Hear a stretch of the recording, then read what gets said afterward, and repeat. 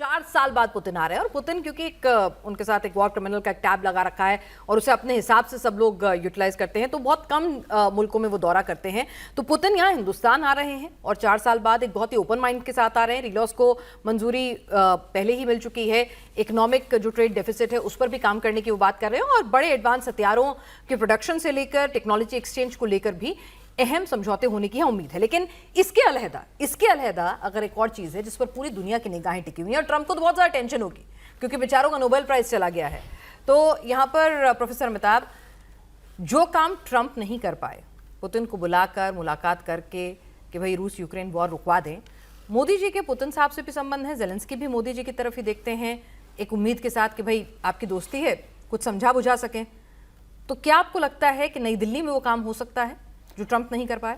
देखिए, मुझे तो थोड़ा ये मुश्किल सा लग रहा है क्योंकि इसके पहले भी भारत ने अटेम्प्ट किया था, उनको जाके बोला this is not an era of war. Zelensky को जाकर बोला कि आप बात शांत कराइए और हम बुद्ध के देश से आते हैं तो हम एक शांति का संदेश भी लेकर आए हैं। लेकिन इस समय जो ये वॉर है वो रूस और वर्सेस वेस्ट हो रहा है।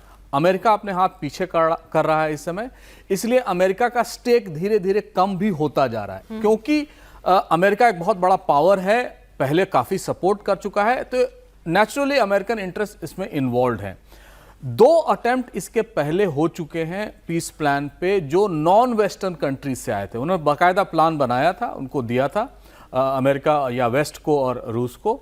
उनमें साउथ अफ्रीका और चीन थे। और मैं ये इसलिए बता रहा हूं कि जितने भी पीस डील्स होते हैं उनके पिटफॉल्स होते हैं। अगर कोई उसका मैसेंजर है, अगर भारत मैसेंजर बनता है तो उसका भी पिटफॉल होगा। चीन ने जब दिया जो 14 सूत्री प्रोग्राम था उनका, उसके बाद अमेरिका ने और वेस्ट ने ये चार्ज लगाना शुरू किया कि चीन जो है वो रूस को सप्लाई कर रहा है वेपन्स या टेक्नोलॉजी या छोटे मोटे कलपुर्जे जो उनकी जरूरत होती है।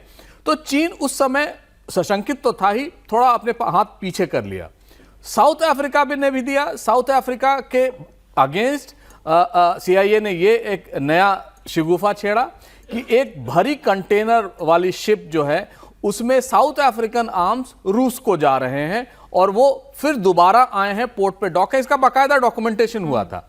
कहने का मतलब है अगर आप कोई पीस फॉर्मूला देते हैं विदाउट वेस्ट कंसेंट तो वो आपको भी शक की नजर से देखने लगेंगे। तो वेस्ट कौन सा अभी हमें बहुत अच्छी नजर से देख रहा है? सर, टैरिफ पे टैरिफ लगाए जा रहे हैं, कहते हैं ये मत करो तो टैरिफ घटा देंगे। वो घटता तो है नहीं, वो बढ़ता ही जाता है और जब मन आता है कह देते हैं भाई मैं तो मीडिएटर था। नहीं, उसमें वो बात अपनी जगह सही है, लेकिन इसमें प्रॉब्लम यही होगी कि भारत को भी रूस के समक्ष खड़ा कर दिया जाएगा और उसके अपने अपने इम्प्लीकेशन होंगे वेस्टर्न रिलेशंस के साथ, वेस्ट स्टेट्स के साथ। तो भारत को एक साउथ का रिप्रेजेंटेटिव होके ये अटेम्प्ट करना चाहिए और ये अटेम्प्ट पहले भी हो चुके हैं कि किसी ना किसी तरह इनको निगोशिएटिंग टेबल पे लाया जाए और वहां से बात शुरू की जाए। क्योंकि जिनेवा में भी जो पिछले साल यूक्रेन और दूसरे देशों की एक शांति समझौता हुए थे जिसमें रूस नहीं गया था, भारत उसमें गया था, लेकिन जो वेस्टर्न स्टेट्स ने कुछ 1-2 लैटिन अमेरिकन स्टेट से वहां उन्होंने साइन किया था इस डील पे कि ये हम उनको देते हैं। लेकिन भारत, चीन, साउथ अफ्रीका, इजिप्ट ऐसे देशों ने उसका बॉयकॉट किया था। बॉयकॉट इन द सेंस कि उन्होंने सिग्नेटरीज के रूप में उस पर साइन नहीं किए थे।